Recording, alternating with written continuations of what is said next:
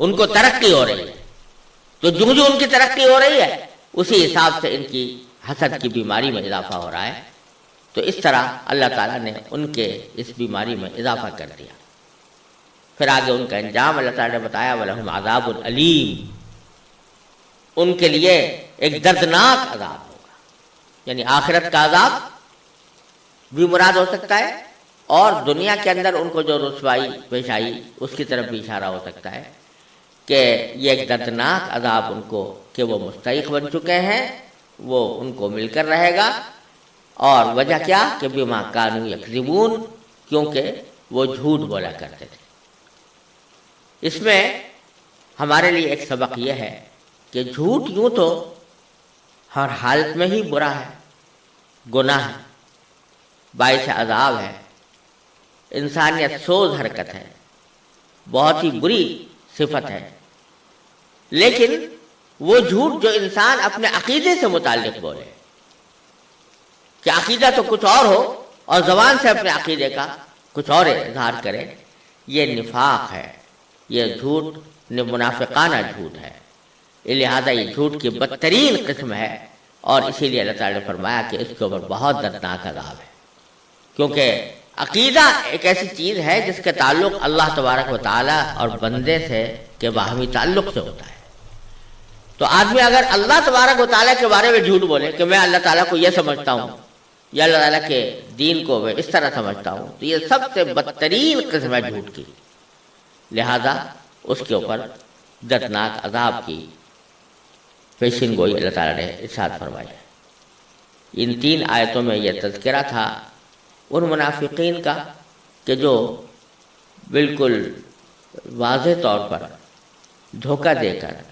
جھوٹ بول کر اپنے آپ کو مسلمان ظاہر کرتے تھے، اور حقیقت میں مسلمان نہیں تھے، ایمان کا کوئی شائبہ ان کے اندر موجود نہیں تھا۔ اس کے بعد کی 3 آیتوں میں اللہ تبارک و تعالیٰ نے منافقین کی ایک اور خرابی کا بیان فرمایا ہے، اور اس خرابی کی تشریح 2 مختلف طریقوں سے کی جا سکتی ہے۔ خرابی تو یہ بیان فرمائی ہے کہ جب ان سے یہ کہا جاتا ہے کہ تم زمین میں فساد نہ مچاؤ، تو بجائے اس کے کہ وہ اپنے فساد کا اعتراف کر کے فساد سے باز آئیں، وہ یہ کہتے ہیں کہ ہم تو فساد نہیں کر رہے بلکہ اصلاح کرنے والے ہیں،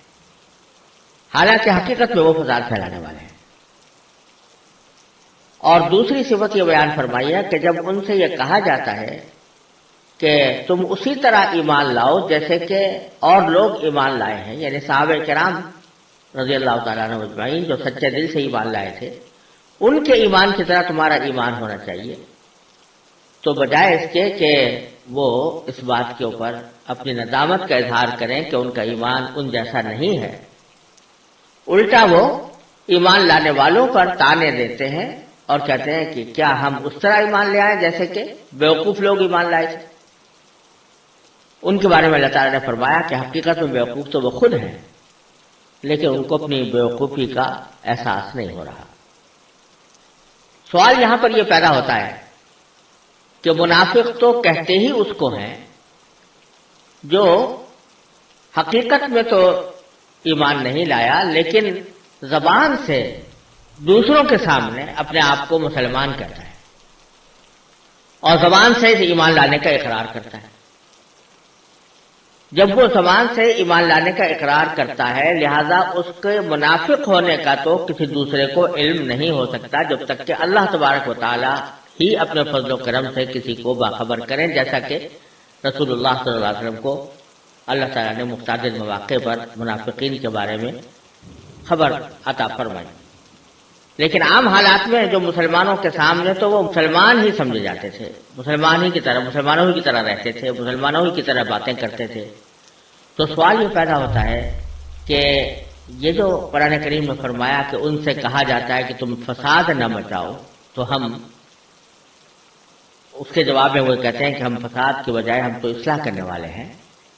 تو یہ کیسے مسلمانوں نے ان کو یہ کہا کہ تم فساد نہ بچاؤ، جبکہ مسلمان تو بظاہر ان کو مسلمان ہی سمجھ رہے تھے، منافق نہیں سمجھ رہے تھے۔ تو اس کا ایک جواب تو یہ ہے کہ اگرچہ وہ ظاہری اعتبار سے مسلمان ہی سمجھے جاتے تھے، لیکن دوسرے جو سچے مسلمان تھے وہ ان کو مسلمان سمجھنے کے باوجود بعض اوقات ان کی کچھ حرکتوں پر تنبیہ کرتے ہوئے یہ کہتے تھے کہ بھئی یہ فساد کی باتیں ہیں، یہ فساد کی باتیں نہ کرو۔ مثلا یہ کہ انہوں نے اگر کسی کی بات ایک جگہ سے دوسری جگہ پہنچا دی، لگا دی، تو دوسرے مسلمان جو پکے اور سچے مسلمان تھے وہ اگرچہ ان کو مسلمان ہی سمجھتے تھے، لیکن ساتھ میں انہوں نے یہ سمجھا کہ یہ مسلمان ہونے کے باوجود ایک غلط طرز عمل پر کاربند ہے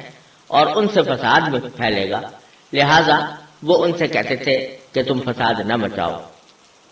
تو جواب میں وہ بجائے اس کے کہ اپنی غلطی کا اعتراف کریں جیسے ایک سچے مومن کی شان ہوتی ہے، اس کے بجائے وہ اس کی اپنا دفاع کرتے ہوئے یہ کہتے تھے کہ ہم یہ فساد نہیں مچا رہے بلکہ اصلاح کر رہے ہیں۔ اور اگلی آیت میں جو فرمایا کہ جب ان سے یہ کہا جاتا ہے کہ دوسرے لوگوں کی طرح ایمان لاؤ تو وہ کہتے ہیں کہ ہم بیوقوفوں کی طرح ایمان نہیں لاتے، یعنی وہ ایمان لانے والوں کو، سچے مومنوں کو بیوقوف قرار دیتے ہیں۔ یہاں پھر وہی سوال پیدا ہوتا ہے کہ اگر وہ منافق تھے تو منافق ہونے کی وجہ سے انہوں نے اپنے آپ کو تو مسلمان ظاہر کیا ہوا تھا اور وہ چاہتے یہی تھے کہ دوسرے لوگ ہمیں مسلمان سمجھیں اور ہمیں دوسرے مسلمانوں کی طرح ہی مسلمان سمجھیں، تو پھر وہ ایمان لانے والوں کو بیوقوف کیوں کہتے تھے؟ کیونکہ اگر سچے ایمان والوں کو بیوقوف کہیں تو اس سے تو ان کے نفاق سے پردہ اٹھ جاتا ہے، اس سے تو ہر سننے والے کو یہ سمجھ میں آ جائے گا کہ یہ منافق ہیں کیونکہ اچھے اور سچے مسلمانوں کو بیوقوف قرار دے رہے ہیں۔ تو پھر وہ یہ کیوں کہتے تھے کہ ہم بیوقوفوں کی طرح ایمان نہیں لائیں گے؟ اس کا بھی ایک جواب تو یہ ہے کہ بعض مفسرین نے یہ فرمایا کہ در حقیقت سچے مسلمانوں کی بھی دو قسمیں تھیں۔ ایک سچے مسلمان تو وہ تھے جو ذرا با اثر تھے، ان کا زور چلتا تھا اور وہ بڑے صاحب منصب تھے، اور ایسے لوگ تھے کہ ان کے سامنے ان کو خوشامد کیے بغیر کوئی اور چارہ نہیں تھا ان کے ساتھ جب بھی گفتگو کرتے تو خوشامدانہ انداز اختیار کرتے تھے تاکہ ان کے نفاق پر پردہ پڑا رہے۔ لیکن کچھ مسلمان ایسے تھے جو ویسے تو سچے اور